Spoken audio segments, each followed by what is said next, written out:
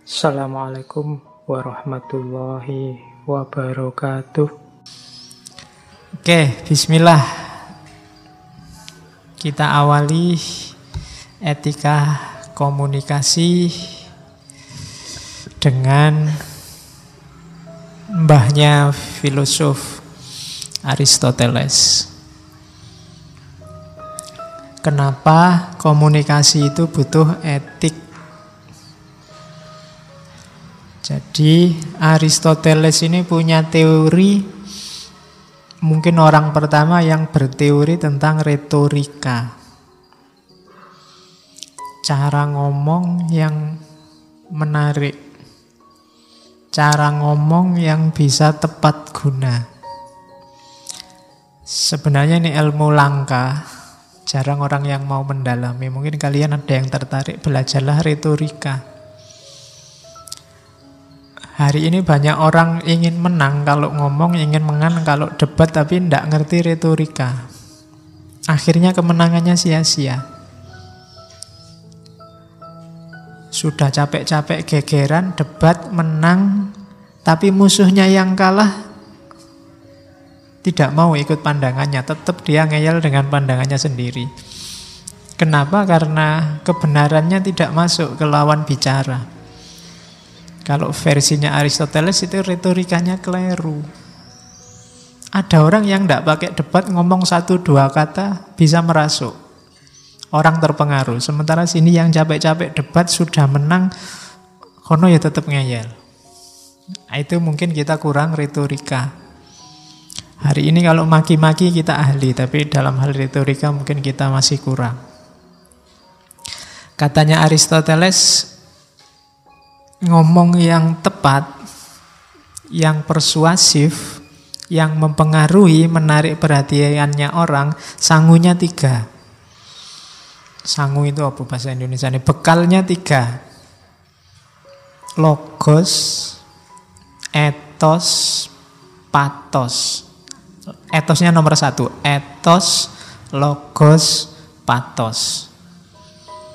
Ini kayak jagoannya Three Musketeers. Etos, logos, patos. Etika komunikasi itu etos ini. Etos itu orangnya secara moral harus berkualitas. Bisa dipercaya. Kenapa tadi kamu debat ngomong menang, musuhmu tidak mau ikut kamu? Jangan-jangan dia masih curiga, wong kamu itu orangnya tidak bisa dipercaya. Kalau ngomong mencela-mencele, kemarin bilang apa, sekarang bilang apa, berarti kamu lemah di etos. Kalau kamu lemah di etos, sebagus apapun pikiranmu, gagasanmu, tidak akan ada orang yang mau mengikuti. Itu etos. Bangun etos. Orang yang etosnya kuat itu biasanya tidak perlu ngomong capek-capek, ngomong 1-2 kata orang akan patuh. Kalau bahasa retorika modern namanya truthworthiness, bisa dipercaya. Kenapa? Karena secara moral dia bagus. Jadi harus punya etos. Kalau belum harus dibangun. Aristoteles ini kan nanti yang pikiran-pikiran akhlaknya banyak diwarisi oleh para filosof muslim. Akhlak itu pembiasaan, harus dibiasakan. Tidak ada orang yang terlanjur tidak jujur ya Pak, tidak ada. Harus dilatih jujur. Saya itu terlanjur pemarah ya Pak, tidak ada terlanjur kalau akhlak. Kalau sekarang watakmu pemarah, dibangun biar tidak ngamuan.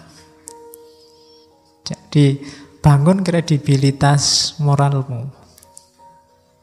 Nah, itu sangunya sebelum nanti komunikasi. Kalau orang sudah tidak percaya kamu dulu, ngomong apapun, orang ya tidak percaya. Sebagus apapun isinya, sebaik apapun isinya, orang tidak akan mau ikut. Kenapa? Karena lihat kamu yang ngomong. Oh, itu harus dibangun. Ya kayak model kamu kalau tiba-tiba bilang kita harus selalu mendekatkan diri pada Allah. Mungkin orang tidak percaya potonganmu. modelmu kaya ngono wae kok ngomong mendekatkan diri pada Allah. Kenapa kamu harus bangun etos dulu? Kalau nasihati orang jadi soleh, ya kamu soleho dulu. Nanti mungkin waktunya, ini kan mahasiswa baru, waktunya ospek, waktunya pendadaran mahasiswa baru, biasanya kakak kelasnya kan harus rajin belajar. Nek modelnya kakak kelasnya orang lulus-lulus sampai semester 14 ya. Adik kelasmu cuma geleng-geleng, Allah mungkin gitu. Bangun etos dulu. Jadi harus truthworthiness. Bisa dipercaya dirimu seperti apa, nanti kalau menasihati orang, ngomong ke orang lain bisa langsung masuk. Kan ada cerita Mahatma Gandhi, mungkin pernah saya ceritakan tadi ngaji apa. Jadi satu ketika ada ibu-ibu datang ke Gandhi. Ibu-ibu ini sumpek sama anaknya. Dia punya anak, bawa anaknya. Anaknya ini punya penyakit, tidak boleh makan garam. Dinasehati bolak-balik sama ibunya, tidak bisa. Pokoknya dia selalu pinginnya makan garam. Akhirnya dibawa ke Gandhi. Sama Gandhi, wah saya tidak bisa kalau nasihati sekarang, ibu pulang dulu, nanti kembali kira-kira 2 minggu lagi baru saya bisa nasihati. Akhirnya ditunggu 2 minggu, 2 minggu kemudian balik lagi ke Gandhi. Ini sudah 2 minggu Pak Gandhi, tolong anak saya dinasehati. Nasihatnya simple, apa bahasa India itu. Pokoknya, nak, mbok kamu jangan makan garam. Cuma kalimat itu aja. Dan besoknya anak ini sudah nggak mau makan garam lagi. Ibunya heran. Kok aneh ya, tak nasihati sampai capek. Nggak jalan-jalan. Gandhi cuma 1 kalimat itu aja jalan. Ditanyain lagi ke Gandhi, Pak Gandhi kok bisa ya sampean ampuh tenan nek nasihati? Katanya Gandhi, ndak. 2 minggu yang lalu waktu ibu datang pertama kali ke sini, saya masih makan garam. Saya yang makan garam, tidak mungkin bisa nasihati anak ini untuk tidak makan garam. Maka waktu 2 minggu ini saya manfaatkan untuk pantang makan garam juga. Setelah 2 minggu mulai mungkin, kalau bahasa Aristoteles tadi, truthworthiness, dia jadi sosok yang bisa dipercaya kalau ngomong melarang makan garam, sehingga ampuh. Makanya kalau di TV-TV banyak pejabat bilang, mari kita bebas korupsi, kenapa ndak ampuh? Jangan-jangan kan itu. Ya, jangan-jangan masih kesenggol dikit-dikit sama itu. Karena sosoknya sendiri ndak punya etos itu. Maka pertama-tama komunikasi efektif itu bangun etos. Bangun moralitasmu sehingga orang bisa percaya. Yang kedua logos. Etos ini yang kita bahas hari ini. Etika dalam komunikasi. Yang kedua logos. Logos ini masuk akal. Yang kamu omongkan bisa ditangkap orang lain. Itu namanya logos. Ya meskipun mungkin kredibilitasmu tinggi, kalau ngomongin ndak karu-karuan ngawur ya orang paham aja ndak. Gimana mau mengikuti? Dan yang terakhir patos. Patos itu emosi. Jadi tulus dari dirimu sendiri dan bisa mempengaruhi orang yang kamu ajak bicara. Buktinya kamu sukses komunikasi itu di orang yang kamu ajak bicara. Kalau dari kata-katamu orang kemudian jadi terpengaruh.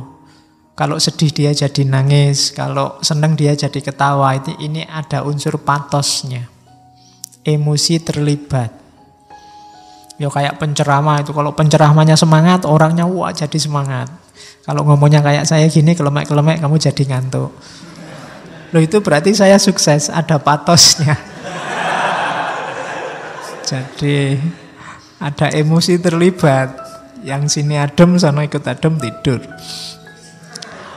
Oke, jadi itu namanya patos. Jadi komunikasi itu kalau 3 ini terlibat, retorikamu bagus, sudah sukses. Ya nanti ada teori turunannya detail. Kapan-kapan kita ngomong itu ya, tentang retorika selama 1 bulan. Jadi itu etik dalam komunikasi. Ada etos, ada logos, ada patos. Ini kalau zaman Yunani namanya trivium. Jadi 3 bidang utama. Kenapa ini penting zaman itu? Kehidupan Yunani era filsafat awal itu kan isinya diskusi-diskusi. Orang saling bertukar pikiran, saling mengadu pandangan. Maka dibutuhkan 3 ini. Oke, terus dari situ kita butuh etos, etika komunikasi. Definisinya itu kalau dalam bahasa Inggris. Kamu terjemah sendiri ya. The principle governing communication. Prinsip-prinsip yang mengatur komunikasi. The right and wrong aspect of it. Aspek benar dan salahnya komunikasi. The moral and immoral dimension relevant to interpersonal communication. Moral, dimensi moral dan immoral. Diingat-ingat yang belajar etika, moral itu lawannya immoral, bukan amoral. Awas keliru. Kalau ada mahasiswa dan mahasiswi kok masuk kamar mandinya masjid siang-siang berdua, itu immoral, bukan amoral. Kalau amoral itu perbuatan yang tidak berhubungan dengan moral. Misalnya saya garuk-garuk kepala saat ini, mungkin itu tidak bisa dijudgment secara moral baik atau buruk, ini nggak ada hubungannya sama moral. Tapi kalau saya meludah ke situ, ke karpet itu mungkin immoral. Jadi amoral itu tidak ada hubungannya sama moral. Misalnya yang pakai kopiah dan tidak pakai kopiah di sini itu tidak bisa dinilai yang pakai kopiah lebih moral, yang tidak. Itu sifatnya netral, tidak berhubungan dengan apapun. Itu namanya amoral. Jadi Pak, saya makan di angkringan. Nah, itu mungkin perbuatan amoral. Tidak ada hubungannya sama moral. Jadi kalau ada temanmu mau ngangkring, wah kamu melakukan perbuatan amoral. Ya, cuma di kita sering kesannya amoral itu tidak bermoral. Padahal yang tidak bermoral itu immoral. Jadi perbuatan itu kan ada baik, ada buruk, ada netral. Yang netral ini amoral. Yang jelek itu immoral. Jadi immoralitas lawannya moralitas. Itu yang dibahas. Jadi etika komunikasi itu yang dibahas prinsip-prinsip komunikasi apa saja.